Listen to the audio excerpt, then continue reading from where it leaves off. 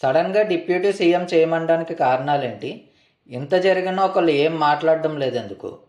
Current deputy CM అసలు ఏమనుకుంటున్నారు? ఇవన్నీ ఈ వీడియోలో డిస్కస్ చేద్దాం. Hi friends, welcome to our channel Sriharsha journey. మా కంటెంట్ మీకు నచ్చినట్టయితే ఇప్పుడే మన ఛానల్ని సబ్స్క్రైబ్ చేసుకోండి. నారా లోకేష్ గారి డిప్యూటీ సీఎం కావాలని టీడీపీ క్యాడర్ కోరుకుంటుందంట. నారా లోకేష్ గారిని డిప్యూటీ సీఎం చెయ్యాలి అని TDP senior leader Somireddy Chandramohan Reddy గారు కూడా కోరారు. కానీ సడన్గా ఎందుకు అనేదే ప్రశ్న. యోగళం పాదయాత్ర నారా లోకేష్ గారు చాలా కష్టపడి సక్సెస్ చేశారని, అతను డిప్యూటీ సీఎం అవ్వడానికి అన్ని అర్హతలు ఉన్న వ్యక్తి అని టీడీపీ క్యాడర్ అనుకుంటుంది. కానీ ఇప్పుడు డిప్యూటీ సీఎం ఎవరో తెలుసు కదా, ద జనసేన లీడర్ పవన్ కళ్యాణ్ గారు. కానీ ఈ విషయంలో జనసేన పార్టీ కార్యకర్తలు ఏమంటున్నారంటే, సీఎంగా పవన్ కళ్యాణ్ చేస్తే డిప్యూటీ సీఎంగా లోకేష్ మాకు ఓకే అని వాళ్ళు కౌంటర్ ఇచ్చారు. కానీ కుల సంఘాల నుంచి కూడా చాలా కౌంటర్స్ వస్తున్నాయి. జనసేన, టీడీపీ, బీజేపీ ఈ మూడు పార్టీలు చాలా స్ట్రాంగ్గా నిలబడి ఎలక్షన్లో హై మెజార్టీతో గెలిచారని మనందరికీ తెలుసు.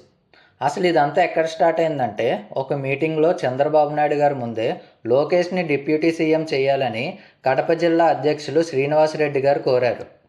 దీనికి నేను మద్దతు ఇస్తున్నానని సోమిరెడ్డి చంద్రమోహన్ రెడ్డి గారు కూడా ట్వీట్ చేశారు. చివరగా మాకొక కోరిక సార్, 43 సంవత్సరాల్లో తెలుగుదేశం పార్టీ ఆవిర్భవించిన తర్వాత 3వ తరం నేత మన పార్టీలోకి వచ్చారు, నారా లోకేష్ గారు. మరి పార్టీకి భవిష్యత్తులో యువతకు ఒక భరోసా ఇవ్వాలన్నా, పార్టీకి భరోసా ఇవ్వాలన్నా నారా లోకేష్ గారిని డిప్యూటీ సీఎంగా ప్రమోట్ చేయాలని చెప్పి మేమందరం కూడా కోరుకుంటున్నాం సార్. పార్టీ అధికారంలోకి వచ్చిన 6 నెలల్లోనే ఇలాంటి మిస్అండర్స్టాండింగ్స్ రావడం అనేది పార్టీలో చిన్న చిన్న డిస్టర్బెన్సెస్ క్రియేట్ చేయడానికి చాలా ఎక్కువ అవకాశాలు ఉన్నాయి. కానీ ఈ విషయంలో ఇప్పటి వరకు చంద్రబాబు నాయుడు గారు అయితే స్పందించలేదు. ఈ గొడవకి ఎంత ఫాస్ట్గా ఫుల్ స్టాప్ పెడితే అంత మంచిదని నేను అనుకుంటున్నాను.